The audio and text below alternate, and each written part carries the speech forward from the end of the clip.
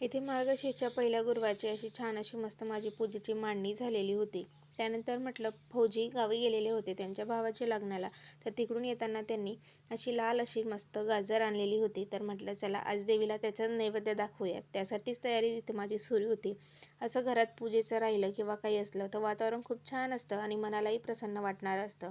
तर म्हटलं चला आता गाजरचा हलवाच करून घेऊयात. तर गाजर धुवून वगैरे घेतले, त्याची साल वगैरे काढून त्याला किसून पण घेतलं आणि कढईमध्ये तूप टाकलं, त्यामध्ये सॉफ्ट व्हायला टाकलं.